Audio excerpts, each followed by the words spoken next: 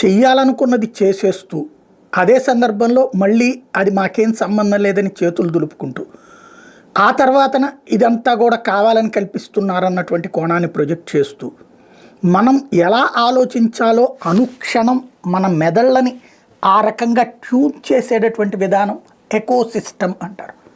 ఒకప్పుడు బ్రిటిష్ వాళ్ళు మనల్ని ఆ విధంగా అంటే బ్రిటిష్ వాడే గొప్పోడు భారతీయుడి కంటే అనే ఆలోచన వచ్చేలా చేసినటువంటి ఎకోసిస్టమ్. ఆ తర్వాత బ్రిటిష్ వాళ్ళ పాలన బెటర్, భారతీయుడికి పరిపాలన చేత కాదు, మనకంటే చైనా వాడు గొప్పోడు, మనకంటే రష్యా వాడు గొప్పోడు అని మనల్ని సైకలాజికల్గా 7 దశాబ్దాలుగా తయారు చేసింది ఒక ఎకోసిస్టమ్. అలాగే ఇక్కడ ఆంధ్రప్రదేశ్లో ఇప్పుడు జరుగుతున్నది ఎకోసిస్టమ్ కాన్సెప్ట్, అంతకు మించి మరేమీ లేదు.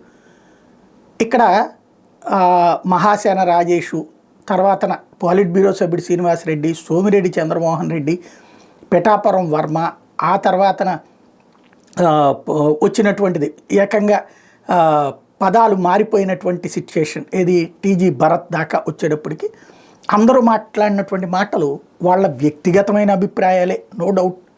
బట్ అది ప్రతి కార్యకర్త మనసులో ఉన్నటువంటి అభిప్రాయం. పవన్ కళ్యాణ్ డామినేషన్ పెరుగుతోంది అన్నది తెలుగుదేశం శ్రేణుల్లో వచ్చినటువంటి ఒక అసంతృప్తి.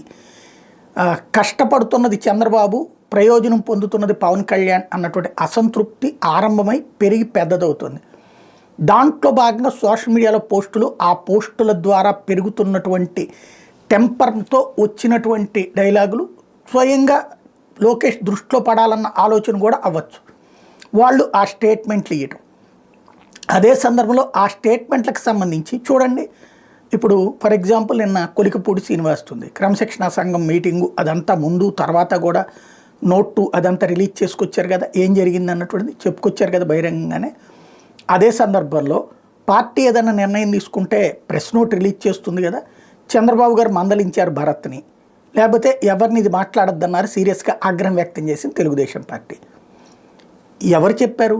శ్రీనివాసరెడ్డి మాట్లాడింది చంద్రబాబు సమక్షంలోనే. అక్కడే ఇట్లాంటి మాటలు మాట్లాడదు శ్రీనివాసరెడ్డి అని స్టేజీ మీద మాట్లాడితే ఇంకెవరు మాట్లాడేవాళ్ళు కాదుగా. ఇప్పుడు భరత్ మాట్లాడింది చంద్రబాబు గారు లోకేష్ గారు ఉన్నటువంటి స్టేజీ మీద నుంచి. ఆయన అక్కడేమన్నా చెప్పారా? ఆ తర్వాత విడిగా మందలించి ఉంటారన్నటువంటి, అంటే ఇక్కడ వద్దు అనుకుంటే అక్కడే ఆగిపోతుంది. ఇది ఒక వ్యూహాత్మకమైనటువంటి. ఒకటేంటంటే టెస్ట్ చేస్తున్నారు జనసేన ఫీలింగ్ ఎట్లా ఉంటుంది, సాధారణ ప్రజల ఫీలింగ్ ఎట్లా ఉంటుంది అన్నటువంటి.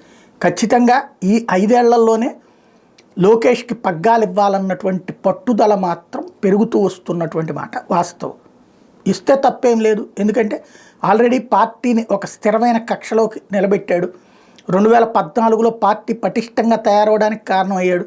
అట్లాగే 2024 ముందు 2019 తర్వాత తీవ్రమైనటువంటి సంక్షోభంలో అసలు తెలుగుదేశం భవిష్యత్తు ఉంటుందా లేదా అని భయపడుతున్న సందర్భంలో తనే చొరవ తీసుకుని రోడ్డెక్కాడు.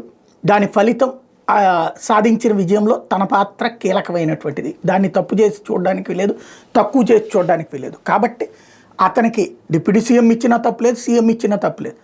కానీ దాన్ని వద్దన్నారు, లేకపోతే అట్లాంటి మాట్లాడొద్దన్నారు అన్నటువంటిది పత్రికల్లో వార్తలు రాస్తున్నారు. కానీ ఎవరన్నారు, ఎప్పుడు అన్నారు? చంద్రబాబు గారు అన్నారు. ఎవరితో అన్నారు?